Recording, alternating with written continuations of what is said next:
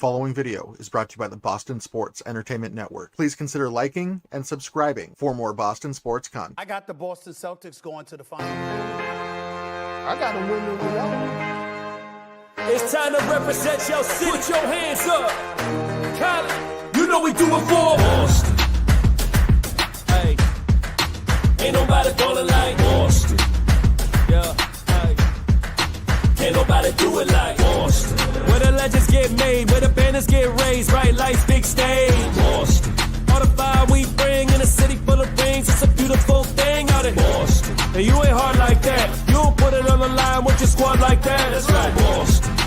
All we do is win like cigars in the gym, and we at it again. I say, Beantown, what's up? What's up? Beantown, what's up? What's up? Beantown, what's up? What's up? Beantown, what's up? What's up? Feel the energy shift, now we jumping at the gym. Represent, showing out how we ball above the rim. Larry Legend, 86, to the truth in 08. Cement your name with the all-time greats. So banner 18 in the Raptors. Celtic green, only green that matters. It's about that time.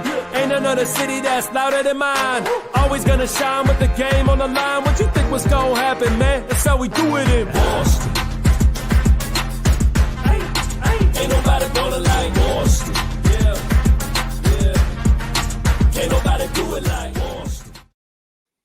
What's going on, everybody? It's the Dynasty Proud podcast brought to you by BSEN. I'm Ryan at 19_loading. Here, as usual, is Cam Manning. We're recording live on this Tuesday, April 29th, 2025, just ahead of Game 5 at TD Garden as the Celtics lead this round one series 3-1. It's a little bit of a later start time tonight, 8:30. We're going to recap Game 4 a little bit. We'll hit on some injury updates, plenty of other things too. But Cam, how you doing? I'm doing good, man. Looking forward, dressed business-like because the Celtics got to take care of business tonight. Can't afford to let Orlando back in this series and extend another game based on, like you said, off the top, injuries are starting to pile up a little bit. And Orlando, man, very physical team. Got to give it to Jamal Mosley. We've given him his flowers before on this pod, previewing the series. He's got his boys ready to fight, and they are a defensive grudge match against the Celtics, which we'll get into in a little bit. But I'm doing good, man. Doing good. Happy to talk some hoops today. Let's go C's, baby. Yeah. So, as we said, the Celtics now lead the Magic 3-1 with a chance to close it out tonight. They got the win in Orlando on Sunday, 107-98. It's been, I would call it a series full of lower scoring games, and that's normal for playoff basketball. This is a little different, though. The Magic were the best team in the league when it comes to opponents' points per game in the regular season, and nothing has really changed in that respect. They play really hard. They don't shy away from contact. They close out hard on three-point shots, which has hurt them at sometimes because it's led to free throws, but it's the only way they'll stay in games. So what did you see in Game 4? What caught your eye? Ryan, I think it's just the point you laid out right there. They do not double. They do not, they don't double any of the big guys. So it's pretty much iso ball. Like I saw a lot in Game 4, what the Magic tried to do all series, which again, to your point, is to limit the 3-point opportunities. Magic were really good throughout the regular season at limiting opponents' 3-point chances throughout the regular season. They've carried into playoff form here. I mean, the most difficult part is that if you're not helping on Jason and Jalen, and Jason has, say, Wendell Carter Jr. on him, he's going to take him to the woodshed. And that leads to him driving 2 feet in the paint. Jalen's one of the best 2 feet in the paint guys in the league. Drawing contact, these guys have been in the league a long time. They know how to get to the dirty areas, draw fouls. And props to Jason and Jalen, man. I feel as though in the past, Celtics fans have been a little harsh on Jalen for his free throw percentage in the playoffs in clutch situations, which rightfully so. He hasn't been the best in those scenarios. But I think I heard over the Celtics broadcast that they combined only missed 1 free throw in games 3 and 4 in Orlando.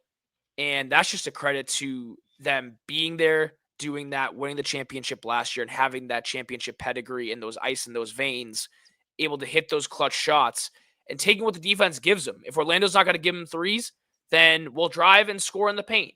I think it's just a matter of physicality and toughness and finding ways to win And I think the Celtics have done a great job of that. I mean, game 3 was a nail biter, very gritty, and the Celtics shot so poorly, had a lot of turnovers in game 3, and only lost the game by 2 points, which shows you that the margin for error in the playoffs is very razor thin, even for a championship team like the Celtics.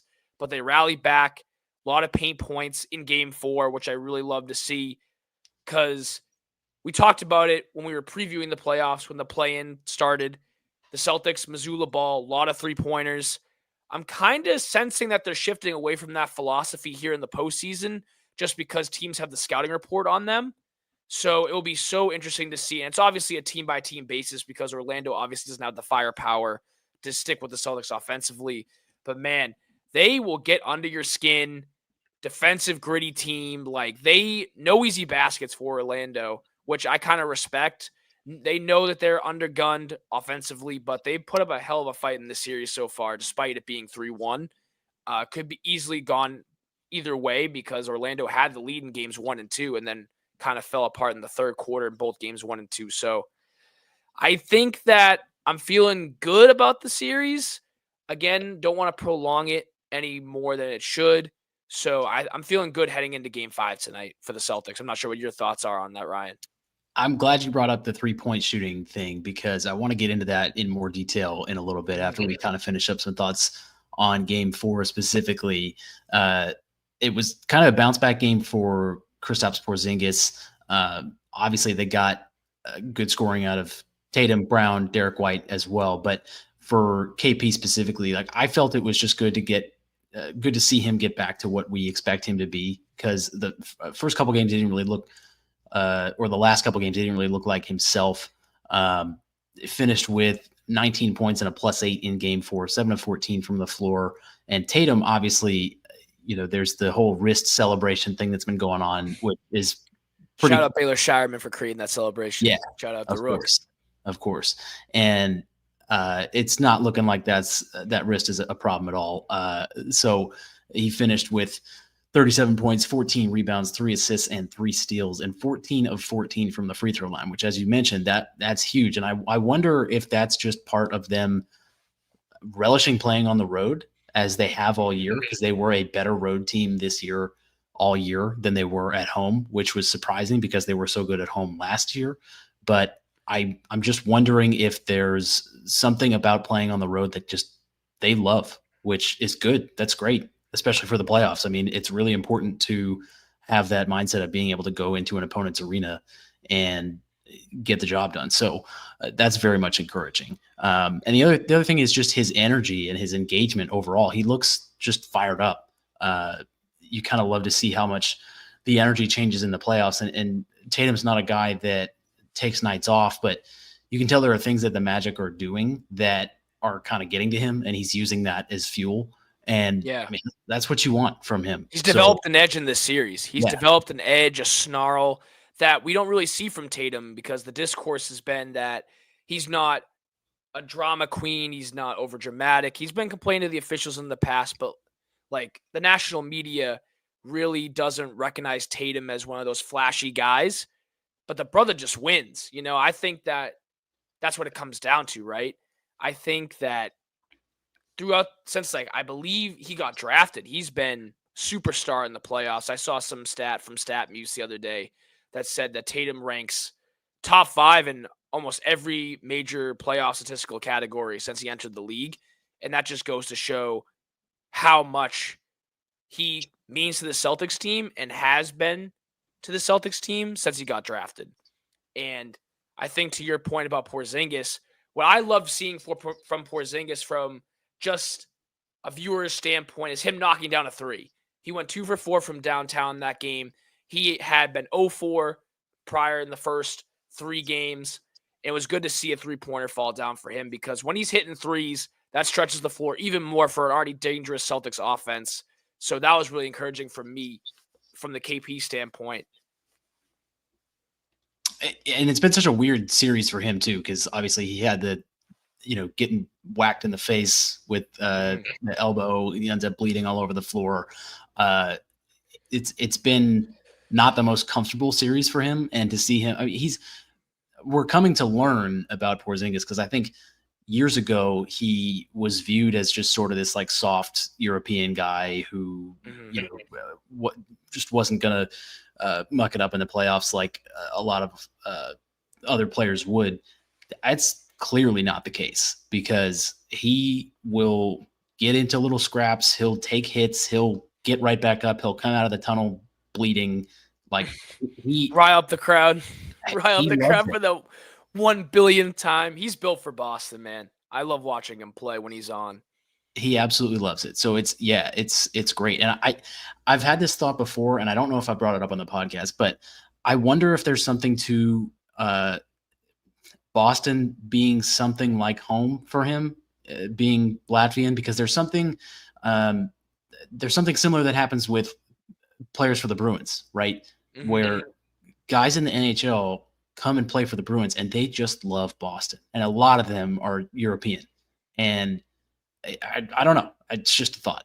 I mean, I don't think you're too far off from that statement. I don't know what it is, what they put in that dirty water, quote unquote, but they do seem to enjoy playing here. I think it's just because we've established such a winning culture ever since, the lights of Tom Brady and eras of Patrice Bergeron. You have the big three with the Celtics. Yeah, Big Papi, Manny Ramirez with the Red Sox. I mean, you have icons throughout all four sports. And Boston, like we said on my first episode here, is championship or bust every year for every single sports team. So I think athletes that come here thrive on that pressure. Some athletes can't handle it, but most athletes who drive to win enjoy it, embrace it, and to your point, they love being here. So I think Kristaps is a great example of that as well, to your point.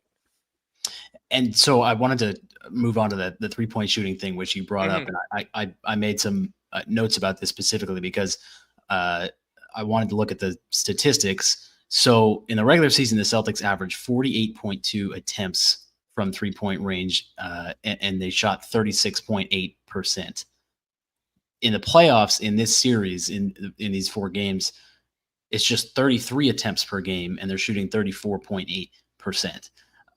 So the question that arises out of that is this because of the Magic defense, or have the Celtics shifted their strategy? And you said you think it's sort of a strategic shift a little bit. And I really believe it's a Magic thing. And I've heard a lot of people say similar things to what you've said, where the Celtics they're intentionally not shooting the same volume of threes in the playoffs as they did in the regular season. And, a lot of people have sort of taken this series with Orlando as vindication, saying that it's proof that they're correct about that. And I just completely disagree. The pace of play is slower in the playoffs regardless. And I do get that. So you're going to see reduced attempts, reduced possessions, all that. That's fine. I'm not really talking about that. What I'm talking about is the reason that the attempts are so low is because it's the Magic's number one focus to run the Celtics off the 3-point line. And they're trying to make the Celtics beat them from 2-point range. They've been willing to live with Porzingis in the high post, trying to shoot over guys, which he usually does really well, but they've got guys that give him more of a problem than most teams do. But I really don't think that it's the Celtics intentionally taking less threes. They're just adapting to what's in front of them. And luckily they're talented enough to compensate for it.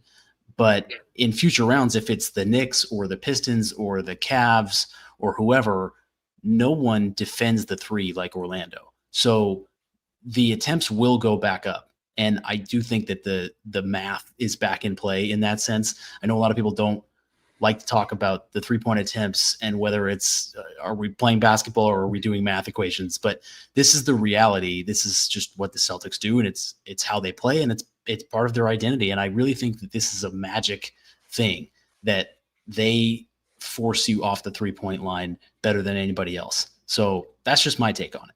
Do you think it's because Orlando has a lot of guys that have length and wingspan and get up in your business? I think it's part of their identity. I'm not saying it's all just because, the Celtics are ditching their philosophy because, they want to get more paint points. It's the playoffs. They're adjusting their philosophy throughout the entire playoffs. I think, to your point, you made a great point. I think it's a team-by-team basis. You're reading the team as a whole. Orlando's identity, don't give up any threes. limit 3-point attempts because they know that the Celtics have sharpshooters all over the floor, 1 through 5. You even include Pritchard, obviously, and Sam Hauser even, who had a great game 4 the other day after being pretty quiet in the first 3 games. He had a couple of threes, made a couple of key offensive rebounds. I think that Joe Mazzulla has done a good job of assessing, like to your point, assessing that the Magic drive you off the 3-point line. They're a physical team. They'll let you have free throws. But I think it does kind of come into play, though, Ryan, just the analytics point of mind that Orlando's thinking, okay, we're not going to keep up with this team offensively, the team being the Celtics. Let's try to limit as many three-pointers as possible, which they've done throughout the entire regular season. That's the Magic's MO. And rough up Tatum, rough up Brown, and see if they can fight through it, which, like we said at the beginning of the pod, Tatum has kind of adapted a snarl to him. Point in case when KCP fouled him and tried to go for the ball and Tatum just shrugged him off to go to the free throw line. I think the Celtics are fed up with Kentavious Caldwell-Pope, Cole Anthony, Corey Joseph for that matter. I think they're just kind of shrugging off the bug, like get off my shoulder, like stop, like get away from me. Like you're not anything really that good yet. I mean, Kentavious Caldwell-Pope, 2-time NBA champion, but really just had a terrible series for the amount of money the Magic are paying him to be that sharpshooter, to give them 3-point volume. He really hasn't shown up yet. So I don't know. I think it's a mix of both. I think Joe Mazzulla looks at the Orlando Magic and say, okay, we're superior in every offensive category, and Orlando is a superior defensive team, really good defensive team. We're going to take what they give me. I think they're going to take what they get, the free throws, the 2-point shots. And I think to your point at the end of your little rant there was that the Celtics have enough offensive talent to kind of glide by that. They have enough talent to overcome the low 3-point volume in this series. Not saying, I mean, if you're talking, like you said, you're talking the Knicks, Pistons, Cavs, whoever, the 3-point volume is definitely going to go back up. I don't disagree with that point at all. I just think it's interesting that the cat and mouse game that Joe Mazzulla plays based on the series. I find it interesting just how playoff basketball, like you got to tighten the screws because there's, again, very small room for error in the playoffs. So I think it's just a very interesting cat and mouse game that Mazzulla's playing.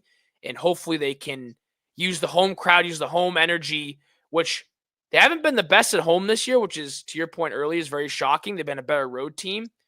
So it's very interesting to me how they've responded at home in the playoffs, going 2-0 in their first 2 games. Let's see if they can keep it up tonight.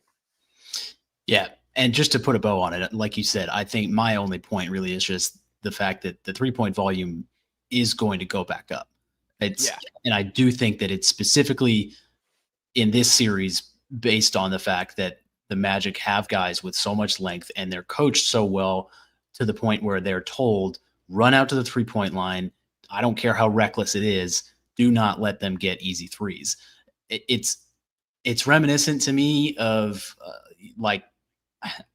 it reminds me of some old Syracuse 2-3 zone stuff where they've just got guys up at the front of the, right in front of the 3-point line who all have 6'8", 6'9", 6'10" wingspan. It's like, how do we even, where do you go with the ball? And, right. And if they're not playing a 2-3 zone, but if they were, the opening is in the high post, right? And that's where Porzingis keeps getting the ball and he's trying to shoot over guys and it's not working. And so that's why I think it's been a little bit more low scoring. If he would hit a few more of those shots, they'd be winning some of these games going away. It wouldn't take much for these games to be a lot further apart score wise than they have been.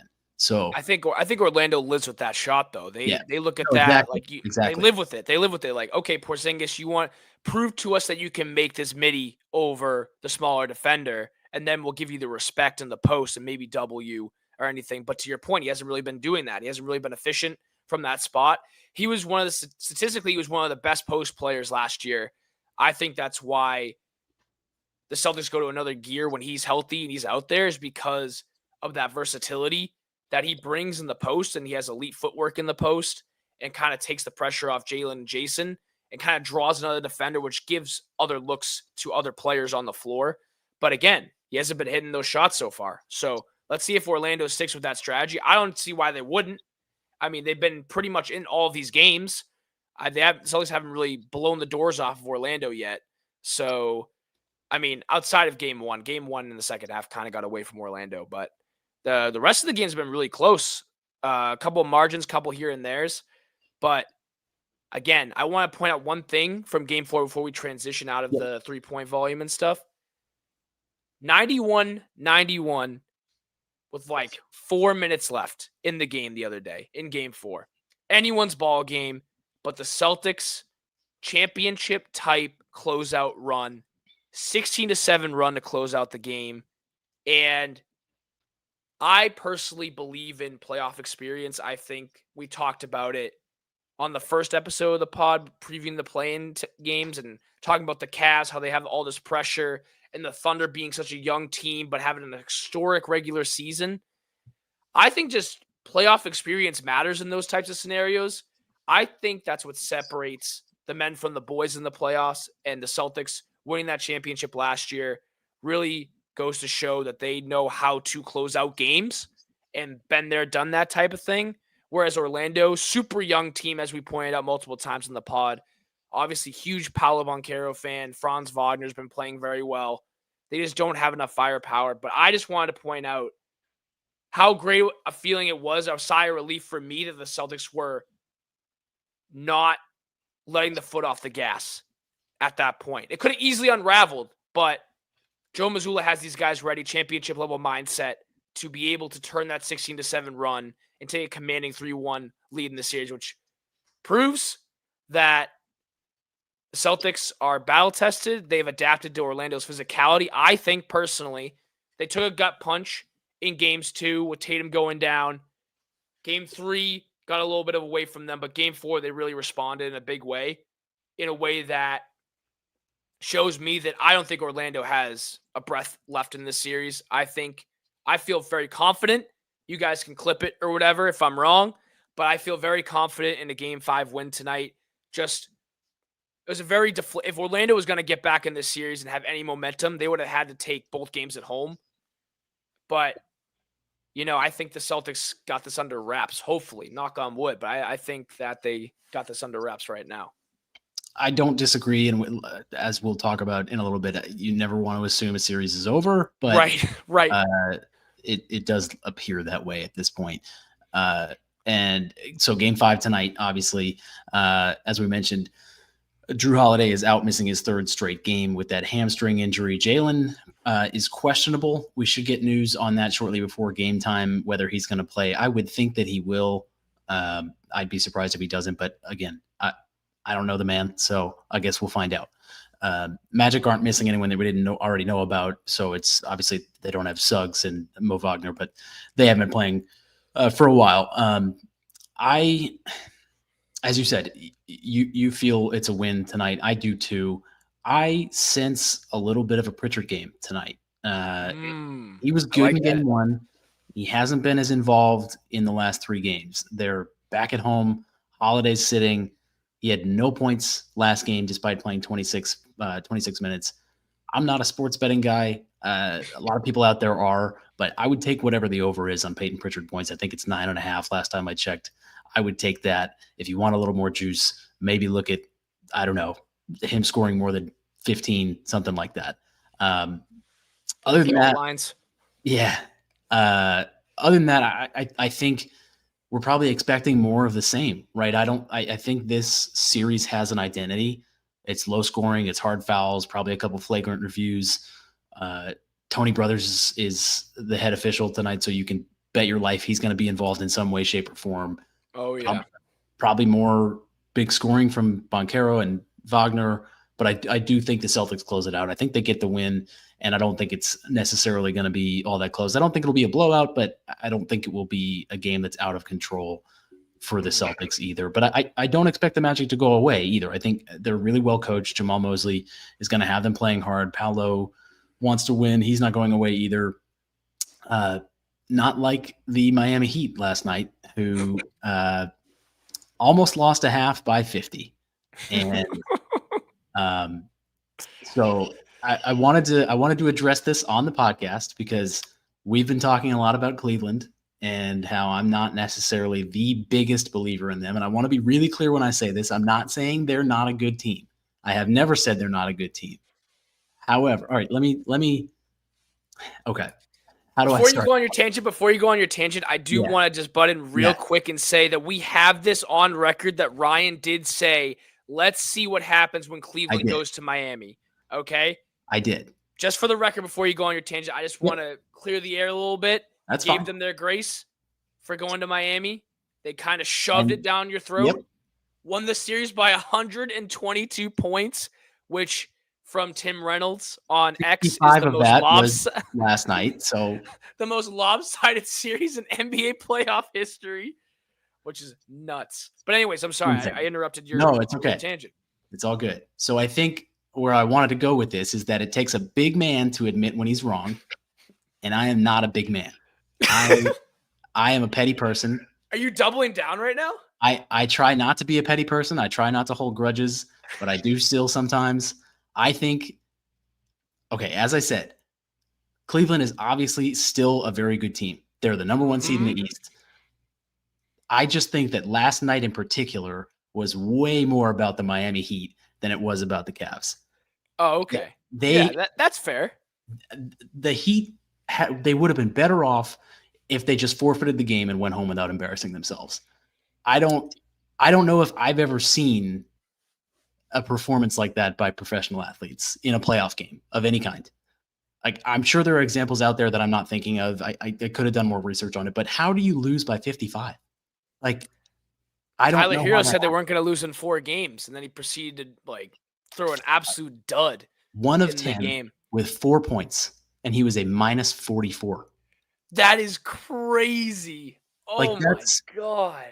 It's not quite Ben Simmons having 1 point in a playoff game, but it's not that far off from that. Oh, you can't put Ben Simmons and Tyler Hero in the same conversation. You can't do it. No, we're not starting this anything on the pod right now. Well, I said it's not quite that.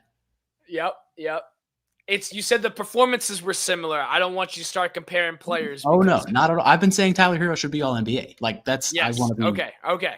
Just wanted to clear the air. Wanted to make sure you were not going super crazy on me. No. So anyway, as you said at the beginning, it's probably poor form for me to move the goalpost on this take. I just think I think that last night was such a special case with Miami just giving up and not even bothering to show up. Like, yes, I said, let's see what happens when they go to Miami, but I don't even think Miami showed up to Miami. So I think I'd like to defer this to the next round and just say, all right, let's see what happens. They're probably going to play Indiana. Yeah.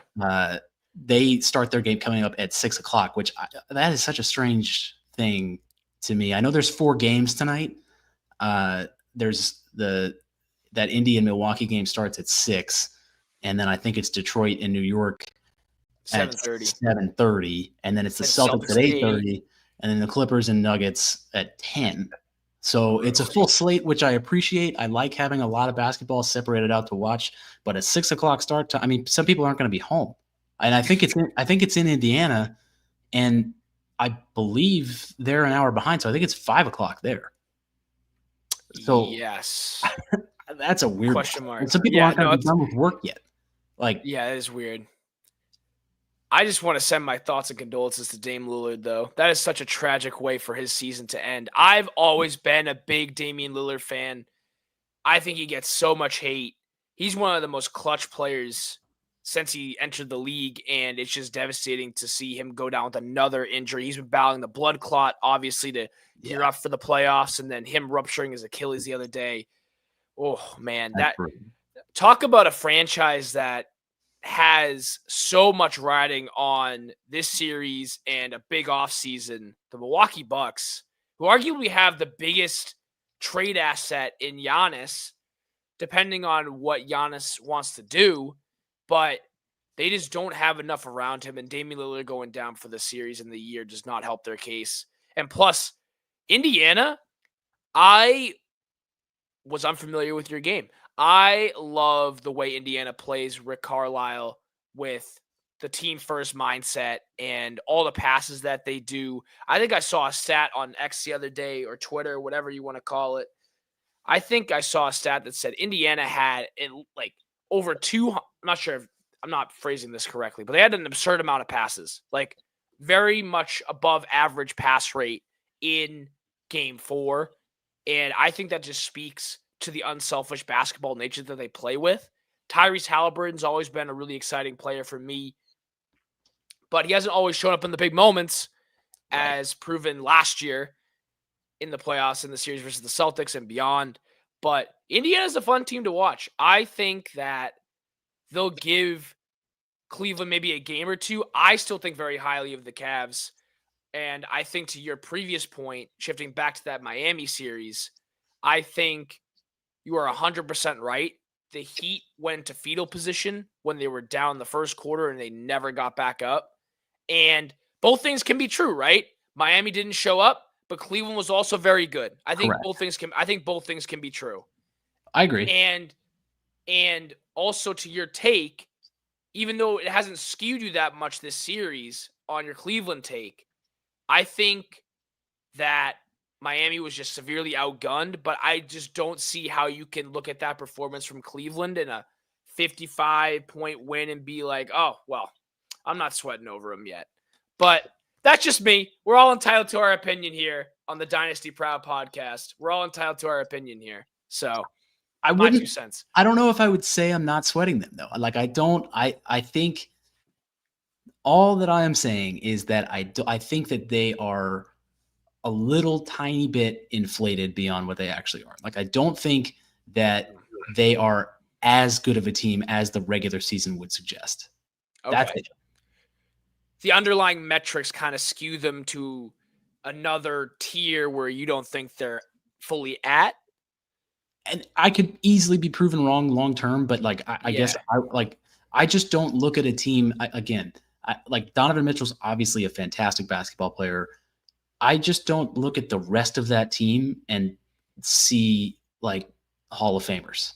You know what I'm saying? Like it's not an all-time team. And that doesn't mean that they aren't good and that they won't be good and they won't be in the conference finals. They might make the finals. I don't know. But I just don't see them as like this all-time great team, which is the way they performed over the course of the season. I gotcha. No, I'm getting it. I'm getting it. I think, maybe it's just because the Eastern Conference had such bottom feeders in the conference this year, whereas like the Western Conference throughout the entire year was, I believe, separated by 1 or 2 games. You could go from the play-in spot on the 10 seed to the 3 seed. That's how close and tight-knit the Western Conference was, where you had a lot more margin between the play-in teams and the bottom feeders of the East, Brooklyn, the Wizards, the Hornets, obviously, and the Cavs obviously played those teams and maybe put up big numbers. I don't know every stat from every box score that they played in the regular season, but I don't know. I think that Donovan Mitchell is always a Celtics killer. I think Evan Mobley has definitely ascended as a player from last year's series, and they didn't have Jared Allen for a couple of games in that series. Even Spida wasn't even available. So, again, we talked about it on the first episode. I'm not a believer in this. I know some Celtics fans and other NBA fans nationwide think that the Celtics championship last year was a Mickey Mouse run because of the path they took to get to the finals. I don't know. I don't believe in it because I believe in you got to play the team that's in front of you. You don't really have control over that path. But again, I think this is going to be kind of tying it back to the Orlando-Boston series. I think this is a perfect first series for the Celtics. Yes. I think we can both agree on that. I think the defensive intensity and Tatum getting that edge will only help the Celtics in the long run. I think that the defensive intensity and just the physicality wasn't something I didn't see a lot of last year in the playoffs from the opponents the Celtics played, just because of the style that they play. Like, Orlando's a very physical team. So I don't know. I think that when it comes to the farther the Celtics go, I think this first round matchup with Orlando is a great barometer for where they're at as a team and finding different ways to win and not relying heavily on the three-point shot to get wins, coming through in clutch moments, taking a bump, not being pushed around, not being called soft, because they have been at times during the regular season. They had a rough stretch. I believe it was January, the first month of the new year, where they were like 9-6 or whatever, and everyone thought the sky was falling off. Sky was falling or something. So I think that it's a great first test for the Celtics in round one. And I think, again, they have this series kind of under control. Like, anything can happen. Like, I've been trashing Kentavious Caldwell-Pope and Cole Anthony on this pod for about 3 episodes now. They could easily drop 28 on like 9 for 11 3-point shooting or whatever. So I don't know. Anything can happen, but I think overall I feel pretty good about it. And, I think it only helps the Celtics going forward. And the Celtics are already battle tested in the sense that they've already won an NBA championship. But right, as you said, this series, I feel, is just kind of iron sharpening iron, where they're up against a team who is giving it absolutely everything they have, and they're really good defensively. And they don't have, it's kind of perfect because they don't have the guys on offense to threaten them in terms of losing the series, but they also have so much athleticism, strength, and size on defense that it's like a training matchup for the Celtics, where they can say, all right, well, if this is being taken away by Cleveland, by OKC, by whoever it might be in future rounds. And again, we're never going to assume that the Celtics are going to get that far, but if they do, this is going to be a great experience that they can look back on and say, well, we already know what it's like when we can only get off 30 3-point shots in a game as opposed to 50, which is what we want to do. So I think it's going to be, like I said, just a really positive experience for them to look back on and know that they have options at their disposal to beat teams however they need to. And looking through the lens here, I think that the best path for the Celtics is Detroit forces a game 6 in this series tonight, and Celtics wrap it up, because that wrist injury and Drew Holiday's quad contusion and Jaylen Brown's knee could use all the healing they can get. And if they can wrap it up, this is also why it's important to not let teams hang around and close out series when you can, because hypothetically, not saying it's going to happen, hypothetically, if the Knicks close out the Pistons and Orlando extends the series, then you got New York resting guys gearing up for the second round, and they're getting healthier. And meanwhile, Jalen, Jason, all the other Celtics players are taking a beating from this Magic team, who now all of a sudden have life heading back to Orlando. So I think it's just very, very important for the Celtics to get off to a fast start tonight and not let Orlando have any life. Start the game on like a 10-2 run and make Jamal Mosley call a timeout early. Get the crowd involved early. Get Kristaps Porzingis involved. You're harping on a big Peyton Pritchard game. I like your mindset. First guy off the bench, first shot in the air, bang, Garden erupts. I just think it's full throttle, and they got to go start to finish, wire-to-wire victory. That's what I'm hoping for. I'm hoping that the Celtics can just land the final blow, because we've been seeing it throughout the 4 games in this series so far. Celtics throw a gut punch, Magic respond. Celtics respond, Magic respond. Celtics are looking for that finishing blow tonight, and I'm expecting them to bring it. And the Garden energy is going to be insane tonight, I imagine. Yeah, as you said, it would be absolutely ideal if Detroit could maybe get one back, since I think they probably should have had that other game against. Talk about a close series too. That one's really on the margins as well. Yeah, well, it's 3-1 right now, but it probably shouldn't be. So that's why everything matters a little bit more in these series, and hopefully, as you said, hopefully the Celtics close it out and they don't have to go back to Orlando. And if the Knicks do happen to close it out, against Detroit coming up tonight, at least nobody's getting more rest. I think Right. that would be the positive thing. So you definitely don't want to have to go back to Orlando. That's really the only thing that I'd be worried about. You know what I was really surprised about that I heard over the broadcast? The Celtics have struggled at Orlando. Not just this series, but Oh yeah, it's been for years. yeah, for years. They just like can never win in Orlando for some odd reason. I thought I may be misreading or misinterpreting the stat, but I think they're 0 for 8 because the Magic haven't been a consistent playoff team since the Celtics last saw them.